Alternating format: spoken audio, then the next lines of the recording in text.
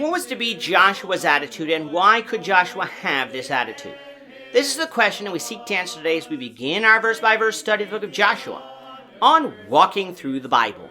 The glory of his cross. If you have a Bible with you, turn to Joshua chapter 1. We're going to be reading from verses 1 to 9. If you don't have a Bible, don't worry. Just follow along with us on the screen. The version that we'll be reading from is the New King James Version. So Joshua 1, beginning at verse 1. After the death of Moses, the servant of the Lord, it came to pass that the Lord spoke to Joshua the son of Nun, Moses' assistant, saying, Moses, my servant, is dead. Now therefore arise, go over this Jordan, you and all this people, to the land which I am giving to them, the children of Israel. Every place that the sole of your foot will tread upon I have given you, as I said to Moses. From the wilderness in this Lebanon as far as the great river, the river Euphrates, all the land of the Hittites, into the great sea towards the going down of the sun, shall be your territory. No man shall be able to stand before you all the days of your life. As I was with Moses, so I will be with you. I will not leave you nor forsake you. Be strong and of good courage, for to this people you shall divide as an inheritance the land which I swore to their fathers to give to them.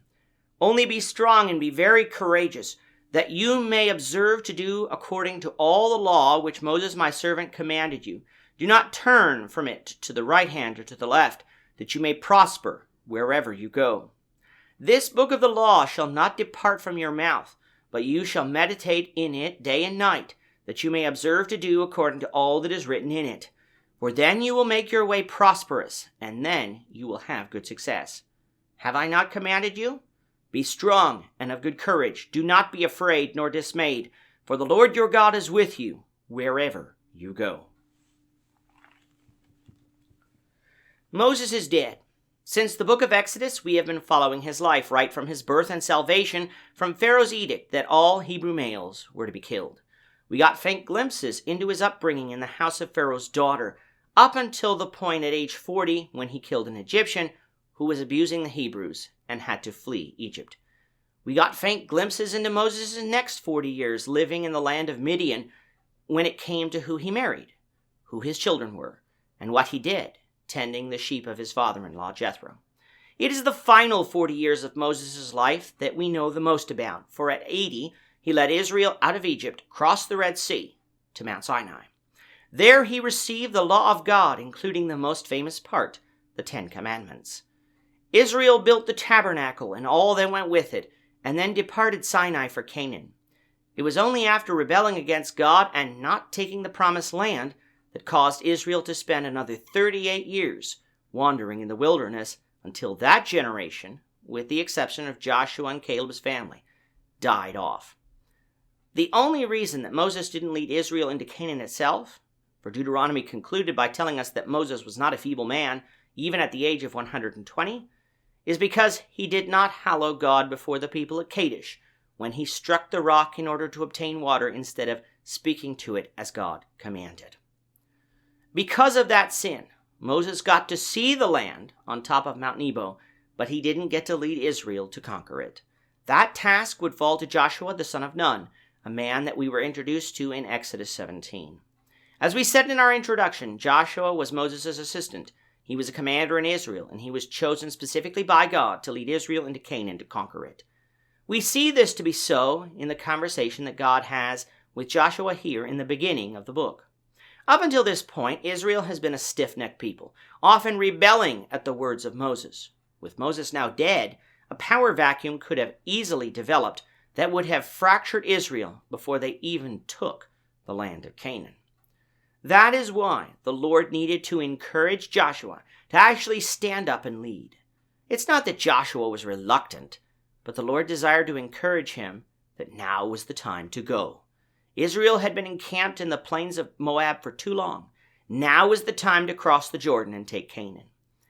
As is seen on the screen, the land that Joshua was told to take was the land that God had promised to Abraham from the river Euphrates in the north all the way down to the south towards the Red Sea and the Gulf of Aqaba, with the western borders being the Mediterranean and the eastern borders being largely the Jordan River.